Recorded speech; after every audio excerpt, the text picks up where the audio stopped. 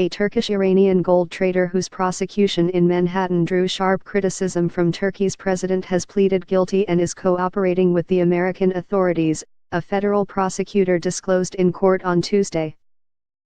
The trader, Reza Zarrab, who is being held by the authorities at an undisclosed location, pleaded guilty on October 26 to all 7 counts against him, including conspiracy to violate the United States sanctions against Iran, newly unsealed court records show. Mr. Zarrab is expected to testify on Wednesday as a government witness in the trial of a Turkish banker, Mehmet Hakan Atilla, that began this week in federal district court.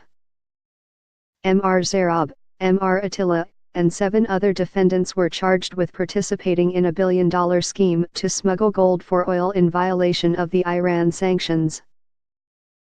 On Tuesday, in his opening statement to the jury, the prosecutor said the men had used front companies and false documentation, told lies to American officials, and paid bribes at the highest levels of the Turkish government. These are serious federal crimes that compromise our national security, the prosecutor, David D. Denton Jr., said. He indicated that Mr. Zarrab would testify against Mr. Atilla and tell you the story firsthand, as he lived it. The evidence is going to pull back the curtain on a fraud of truly global proportions, Mr. Denton said. Billions of Iranian dollars moving in a scheme so large that it affected the economies of countries in the Middle East, and so large that it was protected by government ministers in Turkey and Iran. Mr. Zarrab's decision to cooperate could further strain relations between the United States and Turkey, especially if Mr. Zarrab reveals evidence of corruption in Turkish government and banking circles. The Turkish president, Recep Tayyip Erdogan, has already raised the case with American officials, including in a telephone call with President Trump in September. He has depicted the prosecution as a continuation of a 2016 coup attempt against him, which he has laid to followers of the Islamic cleric Fethullah Gulen, who is living in self-imposed exile in Pennsylvania.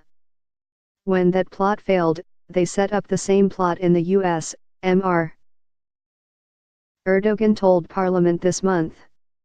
The 7 other defendants charged by the United States, who all remain at large, prosecutors have said, include a former Turkish economy minister, Zafer Kaglayan, and Süleyman Aslan, a former general manager of Halk Bank, a state-owned bank that prosecutors have depicted as playing a major role in the scheme.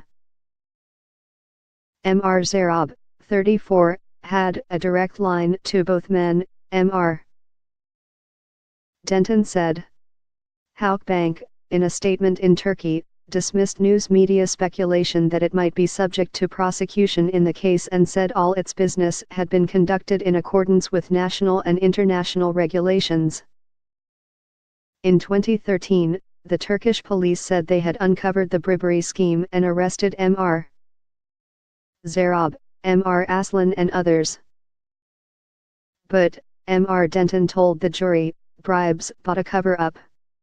Turkish officials, he said, organized a purge of the police and prosecutors who had run the case, sent many of them to jail and shut down the investigation.